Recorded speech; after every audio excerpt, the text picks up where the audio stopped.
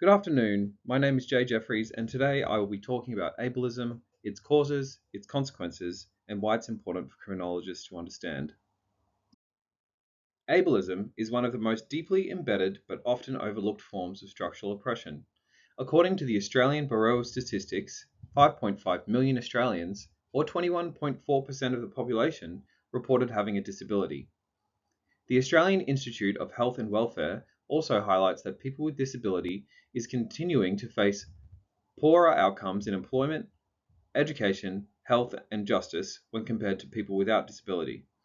The aim of my presentation today is to describe what ableism is, explain where it comes from, highlight some of the harm it can cause, and then explain why it is important for criminologists to understand and why it matters for criminal justice reform. Ableism can be defined as the discrimination and prejudice against people with disabilities based on the assumption that non-disabled ways of moving, thinking, or behaving are the norm, and that disability is inherently negative. This means that society compares people against a standard of normal ability, whether that ability is physical, intellectual, psychological, and anyone who does not meet that standard is treated as less valuable or capable. Ableism can be found in society at many different levels. At an individual level, it can be found as stereotypes, stigma, and exclusion. An example of this is assuming a person with a mental illness is dangerous, or that an intellectual disability means that a person is incapable of independent living. On a more structural level, it can be found in institutions and embedded in policies which can cause disadvantage for disabled people in workplaces, schools, and justice systems that fail to provide accessible information and mental health supports or inclusive environments. A great example of discrimination happening in the workplace is when qualified candidates are overlooked because of negative assumptions about productivity or the cost of accommodations for an individual's disability. In 2022 to 2023, almost half of all complaints received by the Australian Human Rights Commission were about disability discrimination.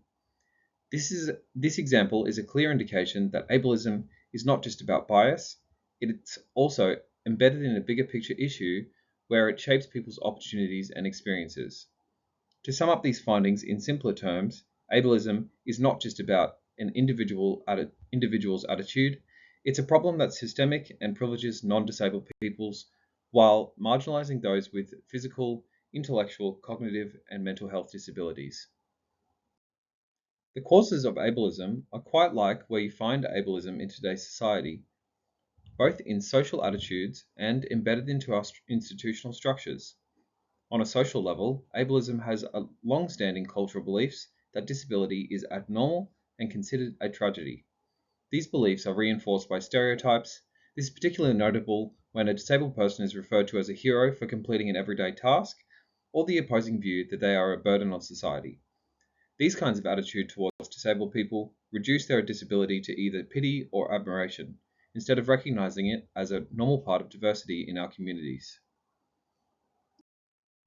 Another cause of ableism is the way systems and environments are designed around the needs of non-disabled people. Barriers in institutions such as public transport, housing, and education remain common, despite the existing Discrimination Act 1992, legislation which is specifically meant to protect against discrimination in society. The Australian Human Rights Commission reported that people with disability faced widespread exclusion from employment, often due to workplaces assuming they will be less productive and cost them more money to support. This discrimination is not a result of individual prejudice, but of structures that are designed to normalize non-disabled standards.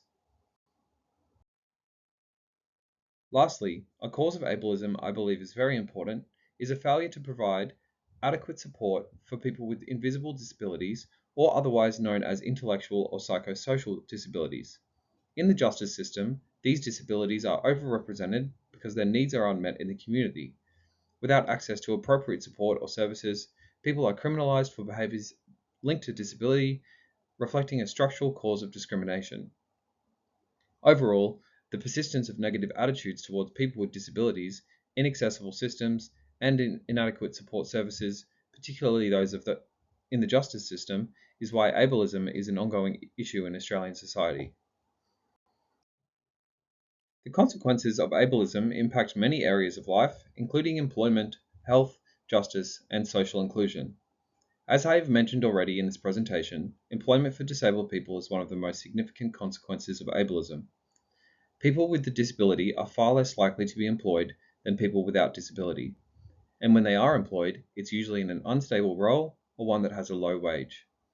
According to the Institute of Health and Welfare, the participation rate in the workforce for working age people with disabilities was just 53%, compared with 84% for those without disability. The gap in statistics shows how institutional ableism limits opportunities and creates financial disadvantages for people facing this kind of oppression. Another area where the effects of ableism are clear is health outcomes. Barriers to accessible health, combined with misunderstanding of mental health and disabilities, result in poorer health outcomes overall. The Australian Institute of Health and Welfare reports that people with disabilities are more likely to have multiple long-term health conditions, and they often experience longer waiting times for their issues to be addressed and inadequate treatment due to discrimination in healthcare settings. The Australian justice system also demonstrates serious consequences of ableism. People with intellectual and psychosocial disabilities are significantly overrepresented in Australian prisons.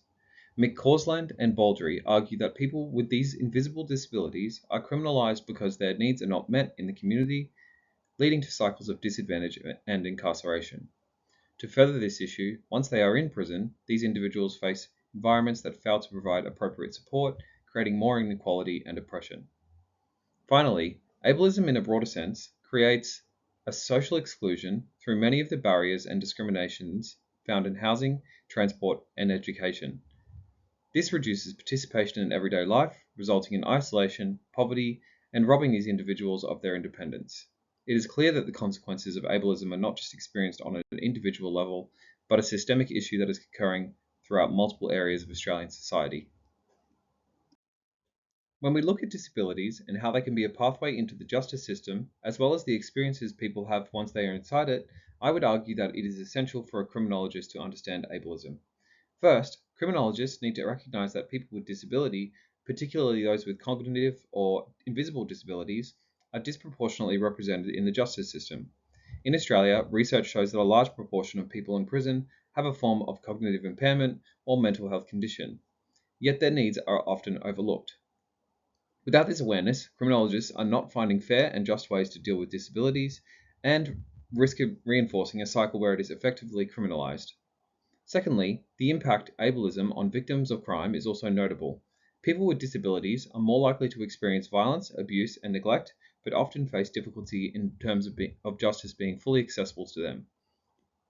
For example, a lack of information or support services can prevent them from fully participating in investigations or court processes.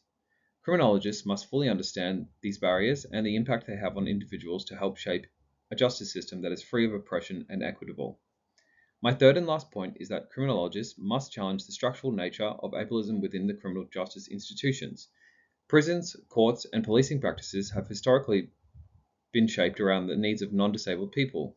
Criminologists can highlight the way these institutions disadvantage or exclude people with disability and advocate for reforms such as disability-focused support services, diversion programs, disability awareness education, and inclusive policy development. Understanding ableism allows criminologists to better understand patterns of offending and victimizations, to identify systemic injustice, and to advocate for reforms that support a more inclusive and equitable justice system. In conclusion, ableism is a form of structural oppression that continues to be overlooked and shape the lives of people with disabilities in Australia. In this presentation, I have shown that it's not just a matter of individual prejudice, but it's also something that's constantly reinforced by cultural attitudes, inadequate support, and inaccessible systems. These problems and consequences are clear when we look at employment inequality, poorer health outcomes, overrepresentation in the justice system, and a broad exclusion from everyday social aspects in our communities. For criminologists, understanding this kind of oppression is vital. It highlights the way disability can be criminalized, along with the barriers victims face seeking justice, and it makes it very clear that reform is essential in institutions that were designed without disability in mind. By addressing these issues that ableism creates, criminologists can contribute to a justice system in a way that is not just more meaningful, but inclusive, equitable, and responsive to the modern needs of our current systems and members of society. Thank you.